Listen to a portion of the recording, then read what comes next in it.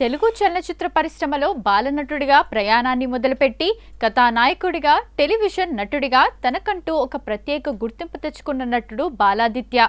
ఆయన జీవిత విశేషాలు ఇప్పుడు చూద్దాం. బాలాదిత్య మార్చి 9, 1982న ఏలూరు, పశ్చిమ గోదావరి జిల్లా, ఆంధ్రప్రదేశ్లో జన్మించారు. వైఎస్ శంకర్, కళ్యాణి తల్లిదండ్రులు. బాలాదిత్య తన చదువును వివిధ నగరాల్లో పూర్తి చేశారు. చెన్నైలోని రామకృష్ణ మిషన్ స్కూల్లో ప్రాథమిక విద్యను అభ్యసించారు. అలాగే హైదరాబాద్లోని శ్రీ సత్యసాయి విద్యా విహార్లో కూడా కొంతకాలం చదువుకున్నారు. హైదరాబాద్లోని నలంద జూనియర్ కాలేజీలో ఇంటర్ పూర్తి చేశారు. ఆయన న్యాయశాస్త్రంలో పట్టా పొందారు. బాలాదిత్య కేవలం నటుడే కాకుండా కంపెనీ సెక్రటరీ కోర్సు కూడా చేశారు. బాలాదిత్య తన 6వ ఏటనే నటనలోకి అడుగుపెట్టారు. 1991లో రాజేంద్ర ప్రసాద్ హీరోగా వచ్చిన ఎదురింటి మొగుడు పక్కింటి పెళ్ళాం సినిమాతో మాస్టర్ ఆదిత్యగా వెండితెరకు పరిచయమయ్యారు. ఇందులో ఆయన పోషించిన స్టాంపుగాడి పాత్ర ప్రేక్షకులను బాగా అలరించింది.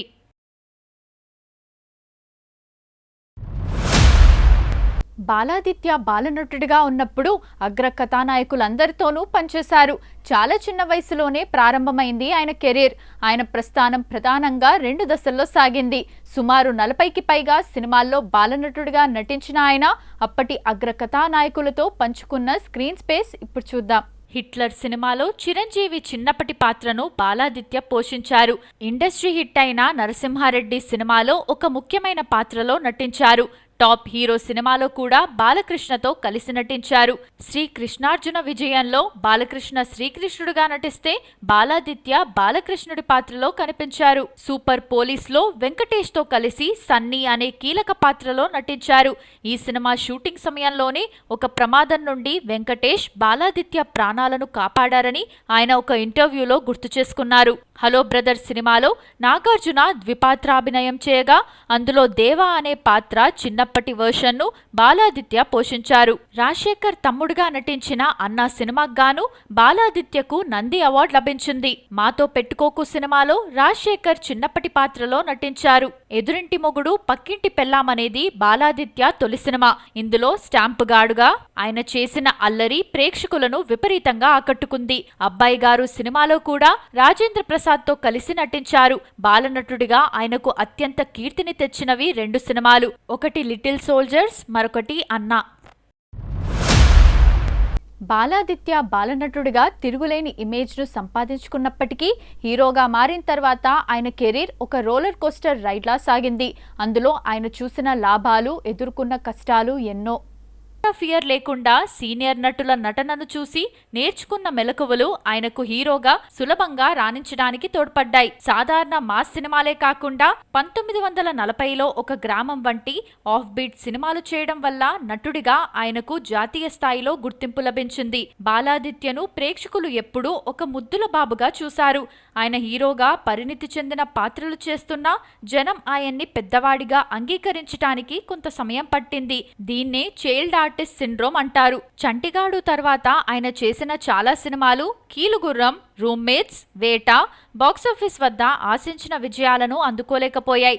దీంతో హీరోగా ఆయన మార్కెట్ దెబ్బతింది. ఒక దశలో పెద్ద బ్యానర్లు లేదా స్టార్ డైరెక్టర్ల నుంచి అవకాశాలు రాకపోవడంతో కెరీర్ స్తంభించిపోయింది. సినిమా ఇండస్ట్రీలో ఒక సక్సెస్ లేకపోతే ఎంతటి టాలెంట్ ఉన్నా పట్టించుకోరనే చేదు నిజాన్ని ఆయన ఎదుర్కొన్నారు. సినిమాలు లేని సమయంలో ఆర్థికంగా నిలదొక్కుకోవడం కోసం ఆయన తన మార్గాన్ని మార్చుకోవాల్సి వచ్చింది. అందుకే హీరోగా అవకాశాలు తగ్గినప్పుడు డబ్బింగ్ చెప్పటం, టీవీ సీరియల్స్ చేయడం వంటివి చేశారు. బాలాదిత్య తన కష్టాలను చూసి కుంగిపోలేదు. హీరోగా అవకాశాలు తగ్గినప్పుడు ఆయన తన చదువుపై దృష్టి పెట్టారు. ఆయన ఒక దిశలో సినిమాలకు దూరమయ్యారు. కానీ తనలో ఉన్న నటనను మర్చిపోలేక సినిమాల్లో రావడానికి చాలా ప్రయత్నం చేశారు. కానీ ఆయన హీరోగా మంచి హిట్స్ అందుకున్న టైంలో ఎందుకు సినిమాలు మానేశారంటే చాలా మంది దగ్గర సమాధానం ఉండదు. హీరోగా చంటిగాడు వంటి పెద్ద హిట్ వచ్చినప్పటికీ ఆ తర్వాత ఆయనకు వచ్చిన అవకాశాలన్నీ దాదాపు ఒకే మూసలో ఉండేవి. కమర్షియల్ ఫార్ములా సినిమాల కంటే నటనకు ప్రాధాన్యమున్న పాత్రలు చేయాలనేది ఆయన కోరిక. అందుకే నాసిరకం సినిమాలు చేసే కంటే మంచి పాత్ర వచ్చే వరకు వేచి చూడడమే ఉత్తమమని ఆయన భావించారు.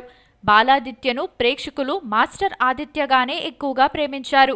ఆయన హీరోగా ఎదిగిన ఆ పాత ఇమేజ్ నుండి బయటపడటం ఆయనకు సవాలుగా మారింది. దీనివల్ల పెద్ద నిర్మాతలు మరియు దర్శకులు ఆయన్ని ఒక యాక్షన్ హీరోగా ఊహించుకోవటానికి వెనకాడారు. సినిమాల్లో సరైన బ్రేక్ రాని సమయంలో ఆయన టీవీ రంగంలోకి అడుగుపెట్టారు. ఛాంపియన్ వంటి క్విజ్ ప్రోగ్రాములు, సీరియల్స్ ఆయనకు మంచి గుర్తింపుతో పాటు ఆర్థికంగా కూడా తోడ్పడ్డాయి. బుల్లితెరపై బిజీ అవ్వడం వల్ల వెండితెరపై ఆయన కనిపించే అవకాశం తగ్గింది. బాలాదిత్య సెకండ్ ఇన్నింగ్స్ చాలా ఆసక్తికరంగా సాగింది. ఒకప్పటి హీరో ఇమేజ్ను పక్కన పెట్టి ఒక పరిపూర్ణ నటుడిగా ఆయన తనను తాను మలుచుకున్నారు. ఈ దిశలో ఆయన ఎదుర్కొన్న సవాళ్లు ఎన్నో.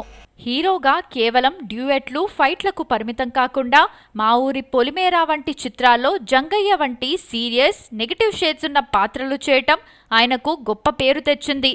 ఓటీటీ విప్లవం బాలాదిత్యకు వరంలా మారింది. వెబ్ సిరీస్లు మరియు నేరుగా ఓటీటీలో విడుదలయ్యే సినిమాల్లో నటనకు ప్రాధాన్యమున్న పాత్రలు ఆయనకు లభిస్తున్నాయి.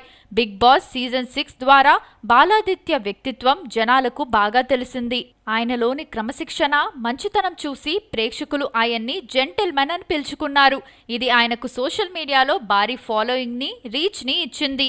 నటనతో పాటు అగ్ర హీరోలకు, ఉదాహరణకు తమిళ హీరో కార్తీ వంటి వారికి కొన్ని సినిమాల్లో డబ్బింగ్ చెప్పడం ద్వారా ఆయన ఇండస్ట్రీలో ఎప్పుడూ బిజీగా ఉంటున్నారు. ఒకప్పుడు హీరోగా సినిమాలు చేసిన వ్యక్తి ఇప్పుడు సపోర్టింగ్ రోల్స్ లేదా చిన్న పాత్రలు చేయటం మానసికంగా పెద్ద సవాలు. ఆ ఈగోను పక్కన పెట్టి అవకాశాలను అందుకోవటం ఆయనకు మొదట్లో కొంత కష్టమై ఉండొచ్చు.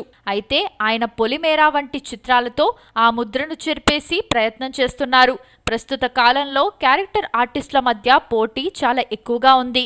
నవీన్ చంద్ర, రాహుల్ రామకృష్ణ వంటి యువ నటులతో పోటీపడి వైవిధ్యమైన పాత్రలను దక్కించుకోవటం నిరంతర పోరాటమే.